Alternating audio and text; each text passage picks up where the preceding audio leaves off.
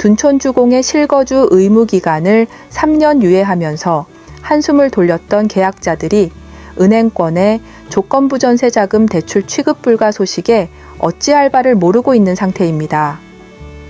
이번에도 정부가 나서서 둔촌주공 살리기에 앞장설까요? 정부의 8월 대출 규제로 은행의 전세자금 대출까지 막혀 있었으나 현재는 둔촌주공의 전세자금 대출이 안 된다던 은행들이 하나둘 대출이 가능하게 조건이 바뀌고 있습니다. 오늘은 둔촌주공만을 살리기 위한 정책 변화들을 살펴보고 끝까지 시청해 주시면 둔촌주공의 대출 규제 전망과 앞으로 시장 전망까지 확인하실 수 있습니다. 11월 입주를 앞둔 둔촌주공은 12,032가구로 마지막 장음대출과 세입자를 드리는 전세자금 대출이 남아 있습니다. 신규 분양의 경우 입주 전 집단대출 은행사가 정해지면서 좋은 조건으로 편하게 대출을 받을 수 있지만 둔촌주공의 사전 점검 당시에도 은행 부수는 거의 보이지 않았다고 합니다. 시중은행들은 집단대출에 뛰어들고 싶지만 정부의 가계대출 급등을 우려한 눈치만 보고 있는 가운데 둔촌주공 조합은 다음 달 27일 입주를 앞두고 최근 부산은행과 농협을 집단대출 취급기관으로 선정했습니다. 은행권 관계자는 금융당국의 눈치도 보이지만 집단대출에 들어가면 가계대출 관리가 어려워져 고민하는 점이 더 크며 집단대출 3,000가구만 받아도 가계대출이 수천억 원이 증가할 수 있어 개별 대출로 진행하는 편이 더 낫다고 전했습니다. 그렇다면 집단대출에는 미온적이었던 시중은행들이 개별 대출은 어떻게 진행을 하는 걸까요? 신한우리 NH농협은행은 둔촌주공과 같이 신규 분양 아파트의 경우 집주인이 잔금을 완납해야 세입자의 전세대출을 해주고 있습니다. 분양 아파트의 경우 전세금으로 잔금을 내면서 갭투자를 하는 투기꾼들을 막고 실수요자들을 위해 전세대출을 막는 조건부 전세대출을 하고 있습니다. 다만 NH농협은행은 대출 실행 전날까지 임대인의 분양금 완납 확인서를 제출할 경우 조건부 전세대출을 허용하고 있으며 KB국민은행이 신규 아파트에 대한 조건부 전세자금 대출을 이달 말 종료하겠다고 밝혀 둔촌주공의 전세자금 대출을 할 수 있게 되었습니다. 국민은행 관계자는 당행 가계대출과 전세대출 증가세가 확실히 줄어들었기에 대출을 재개하기로 했으며 전세대출 제한이 실수요자에게 불편을 줄 수 있다는 점도 감안한 조치라고 설명했습니다. 결론적으로 둔촌주공의 전세자금 대출을 위한 조건부 전세자금 대출 종료를 했다는 말입니다. 둔촌주공 입주일 기준 조건부 전세대출이 가능한 곳은 5대 은행 중 국민은행과 하나은행에서 진행이 가능하지만 원활하게 대출 진행이 되는 건 아닌 것으로 보여집니다. 정부는 둔촌주공 살리기를 위해 시장에 나서게 될까요? 지금까지 정부는 둔촌주공 구하기에 올인해왔습니다. 대마불사라하여 위기인 상황이 오면 다시 살려내곤 했죠. 첫 번째로 둔촌주공의 고가 분양으로 심사부터 제동이 걸렸으며 전매 제한과 거주 기간이라는 규제가 있는 단지였습니다. 청약 당시 어려운 부동산 시장이었지만 대단지와 올림픽공원의 메리트로 높은 가격에도 완판을 할 것으로 기대했지만 결과는 평균 5대1에 그치며 미채 결물량도 많을 것이라는 말도 있었습니다. 이런 둔촌주공 살리기를 위한 첫 번째 정책으로 정부의 1.3 대책이 나왔습니다. 1.3 대책은 거의 파격적이었습니다.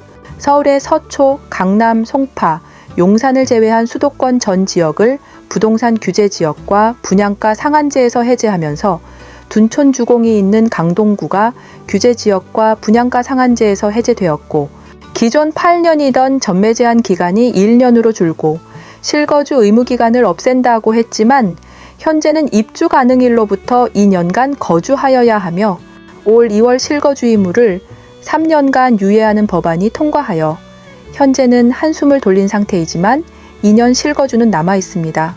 또 분양가가 12억 원을 웃돌아 중도금 대출을 받을 수 없던 전용 84제곱미터도 바뀐 규정에 따라 대출이 가능해졌으며 처음 청약 당시 전매 제한과 대출 금액으로 당첨이 되어도 계약을 망설였던 분들도 정부의 정책으로 제일 큰 산을 넘은 셈입니다. 둔촌 주공의 두 번째 큰 문제가 생겼습니다. 전세 사기가 심각한 상태이고 전세 자금이 한두 푼도 아닌 요즘 전세 세입자들은 전세보증보험 가입은 필수가 되었습니다. 전세보증보험은 세입자가 가입을 해서 보증금을 돌려받지 못할 경우 보증기관이 먼저 돈을 지급하고 전세로 들어있던 집을 경매로 처분해 보증금을 회수하는 것입니다.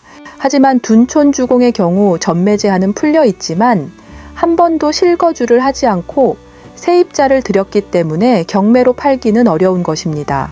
전세보증보험의 가입 관련해서의 어려움에 있는 둔촌 주공을 이번에도 또 해결해 주었는데요. 주택법에 따르면 위와 같이 실거주 의무를 채우지 못한 상황에서 매각은 원칙적으로 불가능하나 한국토지주택공사 LH에는 매각이 가능하게 예외를 두었습니다. 전세보증보험 가입은 LH의 매입으로 당장은 해결되는 것 같지만 집집마다 상황이 다를 수 있으니 어떤 일이 또 생길지는 알 수 없는 상황입니다. 또 다른 둔촌 주공의 큰 화두였던 중학교 문제입니다.